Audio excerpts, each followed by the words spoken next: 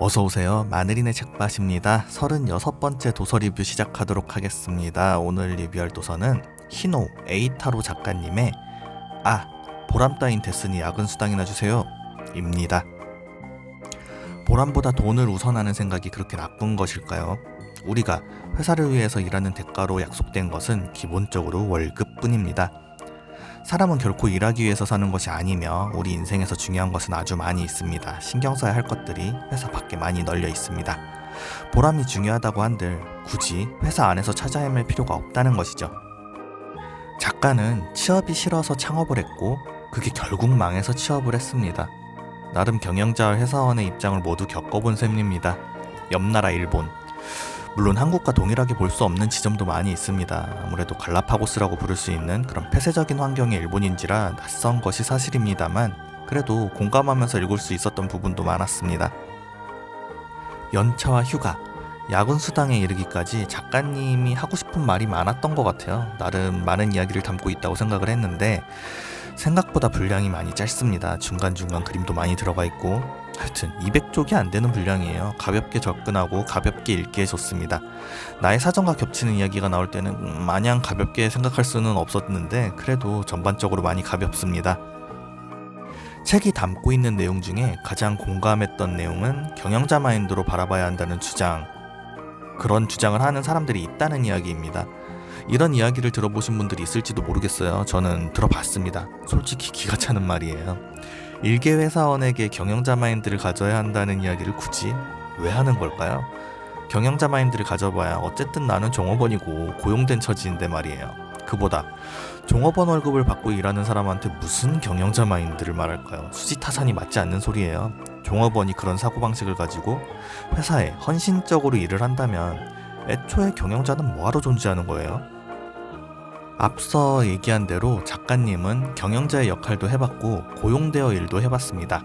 작가의 주장은 이래요. 노동자의 권리. 예를 들면 연차는 원하는 날에 쓴다. 추가 근무는 필요할 때 하고 야근 수당은 따박따박 받는 것이다. 와 같은 당연한 권리들이에요. 이런 노동자의 권리는 경영자의 관점에서는 번거로운 일입니다.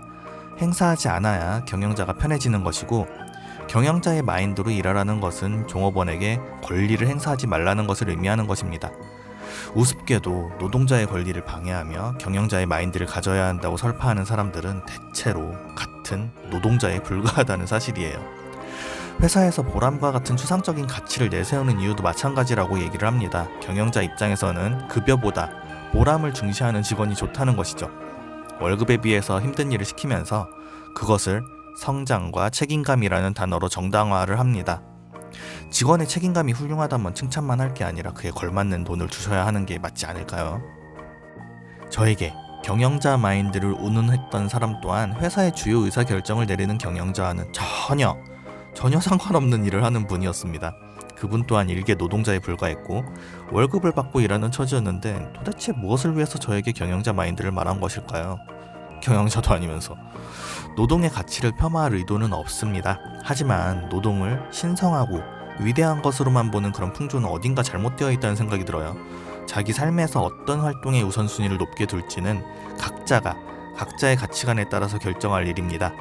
이를 위한 삶을 타인에게 강요해서는 안 되죠. 이건 특정 가치관을 상대방에게 억지로 밀어붙이는 행위입니다. 요즘 학교는 어떨지 모르겠어요. 제가 초등학교를 다니던 때 엄청 오래됐네요. 나 때는 말이죠. 장래희망에 대해서 조사를 한다는 명목으로 시간을 때우거나 하는 일이 종종 있었습니다. 근데 장래희망이라는 게 항상 구체적인 직업으로 표현이 됐어야 했어요. 그것에 대해서 의문을 품는 사람이 없었어요. 다들 당연하게 생각을 했었고, 근데 그게 당연한 일일까요? 이게 비단 초등학교의 문제만은 아닌 것 같아요. 대학교 다닐 때도 의문이 있었습니다. 물론 취업 중요하죠. 근데 노동자가 자기 스스로를 지킬 때 필요한 제도에 대해서는 누구 하나 알려주지 않아요. 기본적인 지식을 아무도 가르쳐주지 않았습니다. 직접 찾아보지 않는 이상 모릅니다. 법이 잘 지켜지지 않는 이유는 노동자 스스로가 잘 모르고 있기 때문이 아닐까요? 그리고 이런 노동자의 무지함을 경영자가 알고 있기 때문이지 않을까요? 결국 뚜렷한 대책에 대해서는 무엇 하나 나와 있지 않은 책이에요. 그냥 나의 지인들, 나의 주변 사람들이 회사 욕하면서 신세한탄하는 그런 이야기와 별로 다를 게 없습니다.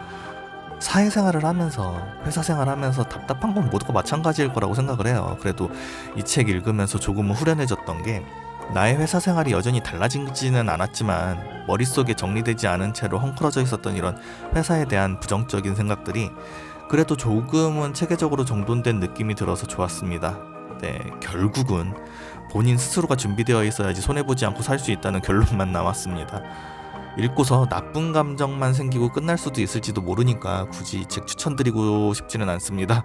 마늘이네 책밭 오늘 리뷰는 여기까지 하겠습니다. 그럼 안녕히 계세요.